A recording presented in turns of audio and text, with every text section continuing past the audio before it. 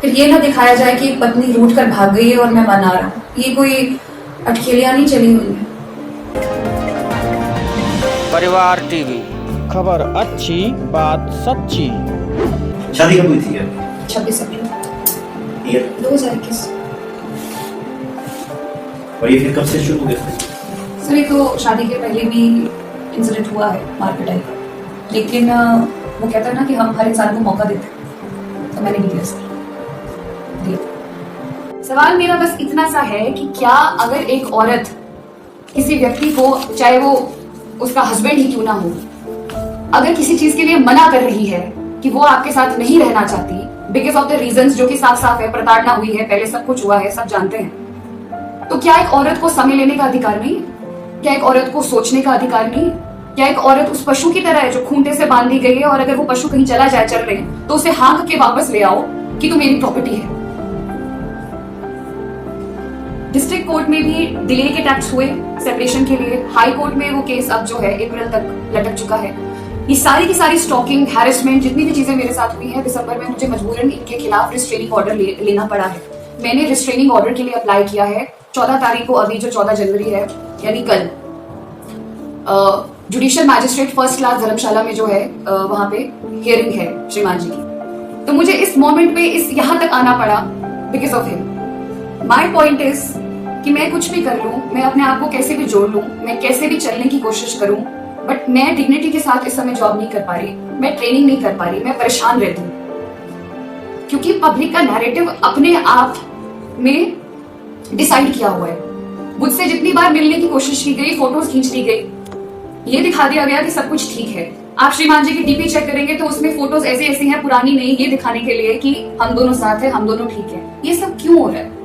अगर ठीक है तो आज के वक्त में आप लोगों के सामने क्यों बैठी हूँ? अगर वो इतने सभ्य और इतने सुशील हैं, अभी उन्होंने कुछ समय पहले अपॉलॉजी भी आप लोगों ने देखा होगा, ऑनलाइन डाली है, अगर वो इतने सच्चे हैं तो आज मैं यहाँ क्यों?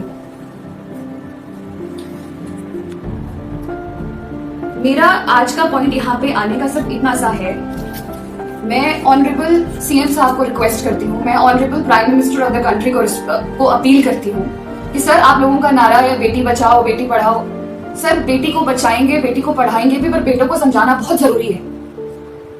अगर बेटे कुछ गलत कर रहे हैं, हैरेसमेंट कर रहे हैं, उनको समझाना, डांटना बहुत जरूरी है सर, बहुत जरूरी है, क्योंकि मनमानी नहीं हो सकती सर।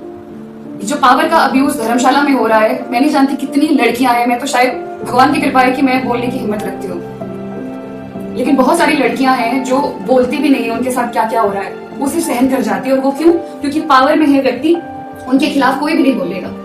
मेरे तक ये मैसेजेस आए जा रहे हैं कि तुम मीडिया में जाओ, तुम चाहे पुलिस में जाओ, तुम जहां मर्जी जाओ, अब बचा ही क्या है? क्योंकि डर ही नहीं है, डर ही किसी बात करने की, कोई उनको कोई बोलेगा। I appeal to honourable CM and PM, please इस प्रकार का जो पावर अब्यूज है उसे रोका जाए, चाहे वो धर्मशाला में है, चाहे वो हिमाचल में है, चाहे वो कहीं पे भी है।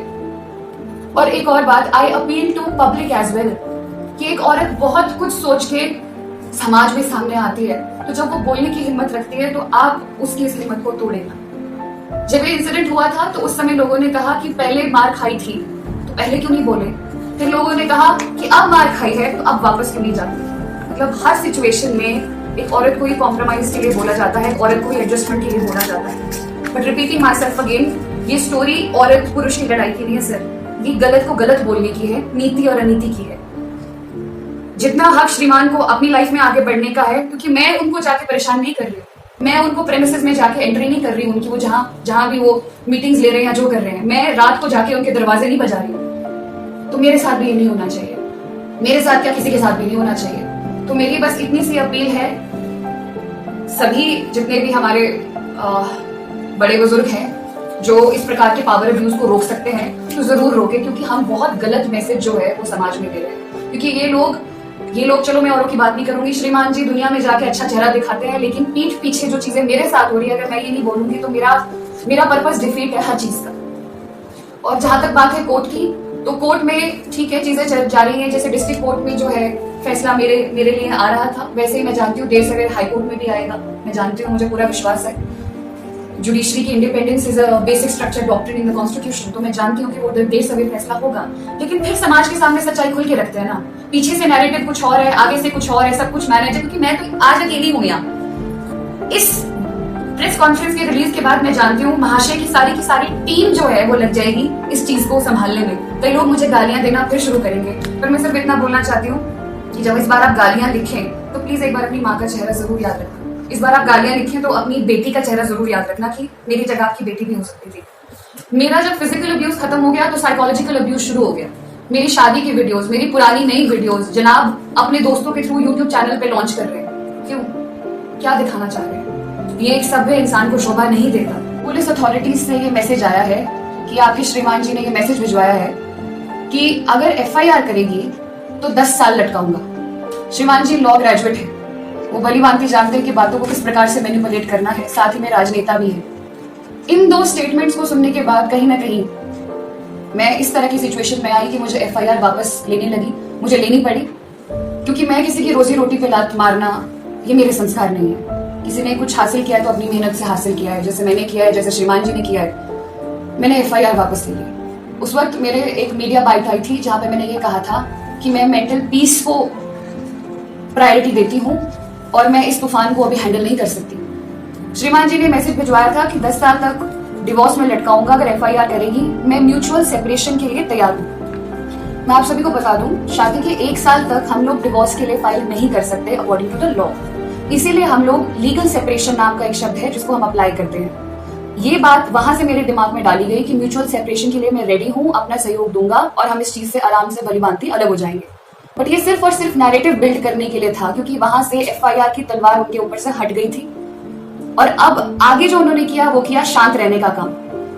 मीडिया में 2 दिन बाद ही एक न्यूज आई थी कि अब आया है, श्रीमान जी की स्टेटमेंट आई है और वो स्टेटमेंट ये थी कि ओशन भी मुझे मेंटल टॉर्चर करती है। आप सभी ने सुना भी होगा, देखा भी होगा अखबारों में। ओशन मुझे मेंटल टॉर्चर करती है, मेरे परिवार पे दबाव बनाती है और मुझे मेंटली भी परेशान करती है, लेकिन मैं अभी भी ये पारिवारिक मामला है और इसे मनाने में लगा हुआ हूँ, सुलझाने में लगा हुआ हूँ।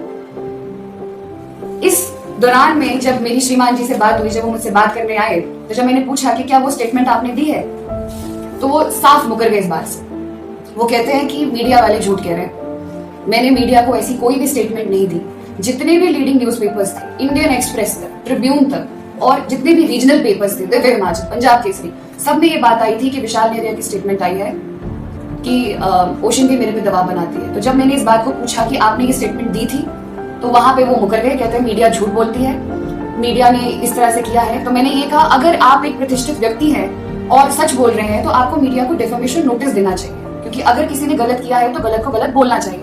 वो नोटिस आज तक नहीं गया और वो नोटिस कभी जाएगा भी नहीं। क्यों जाएगा? क्योंकि श्रीमान जी का झूठ वहां पे पकड़ा गया।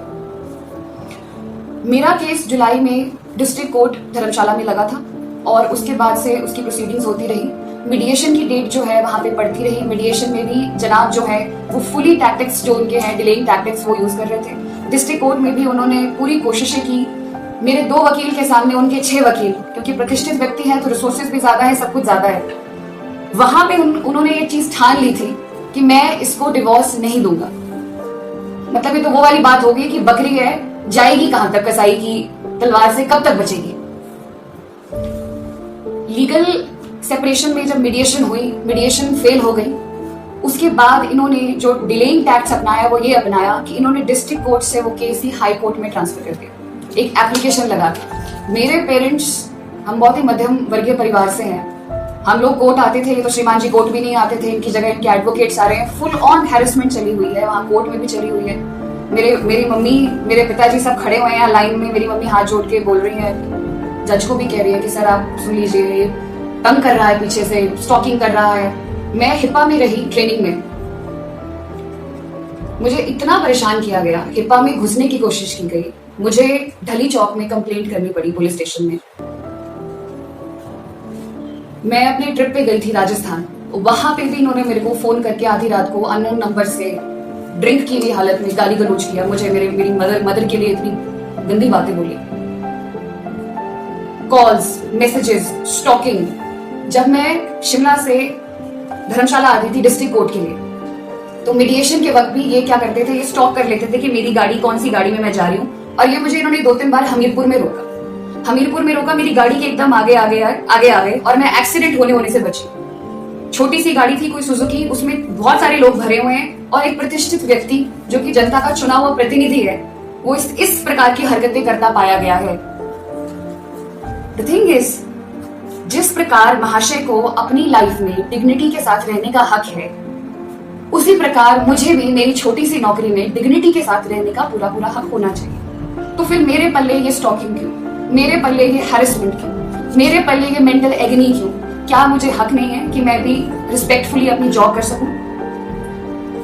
जोगिंदरनगर में मेरी ट्रेनिंग थी, वहां पे भी इन्होंने घुसने की कोशिश करी। मैंने एएसपी कांगड़ा को तुरंत कंप्लेन करी। डीएसपी कांगड़ा ने इनको, जितनी मुझे रिपोर्ट आई, इन्होंने डीएसपी कांगड़ा ने इन्हें बुलाया, पुलिस में बोला हमने इनको बुलाया था, इनको समझा दिया है, वार्निंग दे दी है कि ये आपको जो है फॉलो नहीं करेंगे, तंग नहीं करेंगे, उस हिसाब से आप चिंता न कीजिए। 15 दिन जब तक विधानसभा थी तब तक माहौल शांत रहा, और विधानसभा खत्म होने के बाद ही मैं हमीरपुर में थी। हमीरपुर में मेरी ट्रेनिंग चली हुई थी तकरीबन 1 महीना। तो अभी 1.5-2 हफ्ते पहले इन्होंने क्या किया कि ट्रांजिट का बहाना लेके सर्किट हाउस में हमीरपुर में रात को वहां पे आ गए।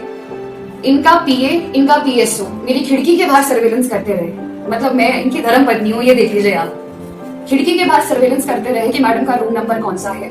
जब उन दोनों ने देख लिया कि मैडम 103 कमरे में रह रही हैं, उसके बाद से श्रीमान जी रात को लगभग 11 बजे से लेकर 1 बजे तक मेरी खिड़की के नीचे जोर जोर से सिगरेटों पे सिगरेटें और जोर जोर से फोन पे बात कर रहे हैं। हाँ, तू 7,000 बंदा लेकर आ जा, तू ऐसा कर ले। कौन सा प्रतिष्ठित और सभ्य व्यक्ति अपनी पत्नी को डराता है, मैं ये पूछना चाहती हूँ। अगर वो इतना सीधा और सभ्य व्यक्ति है तो ये कौन सा तरीका है? जब रात को 1 बजे, मैं उस रात सो नहीं पाई, मैं 1 बजे मेरे कमरे के बाहर जोर जोर से दरवाजा खटखटाया जाता है कि जैसे खोल।